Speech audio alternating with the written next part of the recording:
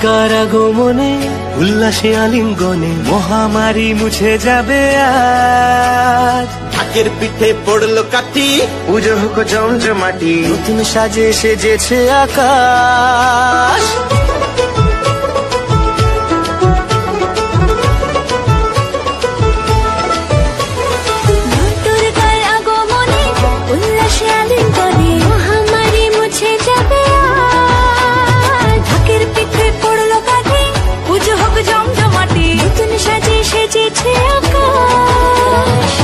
সাজানো বরণডালা, আকাশে মেঘের ভেলা, চলছে ধনু চিরাজ।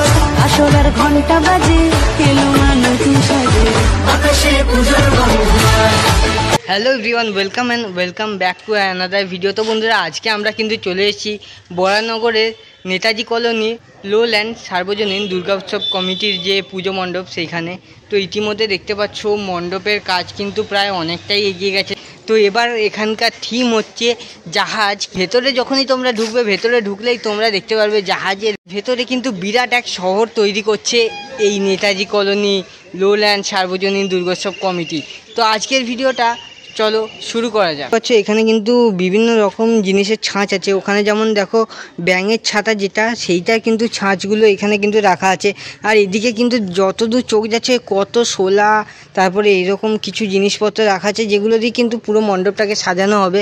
আর এইখানে দেখতে পাচ্ছ প্লাইউডের কাজ, কিন্তু সবে যে প্লাইউডের কাজ হচ্ছে ওইদিকে ভেতরে কিন্তু হচ্ছে মা দুর্গা যেখানে বসবেন আর কি, সেই জায়গাটা ওটা। আর এইখানে কিন্তু এরকম অনেক কাজ করা আছে। তো ওই দিকটায় দেখাই তোমাদের। এদিকে দেখো, এদিকে কত ব্যাঙের ছাতা এরকম কিন্তু ছাঁচের মধ্যে রেডি করে রাখা আছে, যেগুলো কিন্তু অপূর্ব সুন্দর লাগছে। আর এখানে কিন্তু বস্তারও কিছু কাজ দেখতে পাচ্ছ, এই যে বস্তার কাজ করা আছে। কিছু বাইরেও অংশ আছে যেখানে কিন্তু বস্তাগুলোকে সাদা প্লাস্টার অফ প্যারিস দিয়ে করা হচ্ছে। কিছু প্লাস্টার অফ প্যারিসের কিন্তু পিলার করে রাখা আছে। আর এইদিকে দেখো পিলারে সেই ছাঁচগুলো রাখা আছে। এখানে কিন্তু এরকম জানলা দরজা বানিয়ে কিন্তু প্লাইউডের ওপরে রাখা আছে অনেক।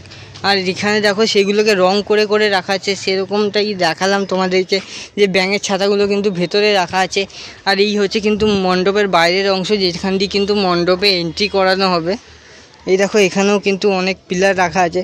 আর এইটার একটা অ্যাডভান্টেজ কি আছে, প্যান্ডেলটা না পুরোটাই একদম একটা আর কি লেকের পাশে। তো লেকটাও বেশ, এইখানকার এই লোল্যান্ড সার্বজনীনের যে থিম সেটা কিন্তু হচ্ছে জাহাজ। তো এই জাহাজের মধ্যে কিন্তু ওই দিকে তোমাদেরকে যেমনটা প্রথমে দেখালাম সেটা ছিল হচ্ছে এন্ট্রান্স। তারপরে এইখানে মাঝখানে একটা জায়গা থাকবে, সেটা পরে কিন্তু ওই দিকে গেলে তোমরা আবার দেখতে পাবে হচ্ছে মা দুর্গাকে। মোটমাট 3টে কিন্তু ধাপ আছে এখানে। পাচ্ছ গাইস, ভেতরটা কিছুটা এইরকম কাজ করা আছে, যেটা কিন্তু অপূর্ব সুন্দর লাগছে। এখানে যা কাজ সব কিন্তু প্লাইউডের ওপরে আপাতত করা আছে। মোটমাট যেমন তোমাদেরকে বললাম 3টে স্টেপে কিন্তু মণ্ডপটাকে এখানে তৈরি করা হচ্ছে। ফার্স্ট স্টেপ যেটা তোমাদেরকে আগে দেখালাম, তারপরে ভেতরের স্টেপটা দেখালাম। এবার 3 নম্বর স্টেপে কিন্তু আমরা চলে এসেছি, যেখানে কিন্তু মা দুর্গাকে রাখা হবে। এটা কিন্তু এক্সিট গেট হবে। আর এদিকে দেখো সোলার যে কাজগুলো হবে সেগুলো কিন্তু সব এরকম ছাঁচ করে করে রাখা আছে। তোমাদেরকে দেখাচ্ছি, দেখো এইরকম কিছুটা জিনিস করে করে কিন্তু রাখা আছে এগুলো। আর বাইরেটা কিন্তু পুরোটা এরকম প্লাইউডের কাজ হয়েছে।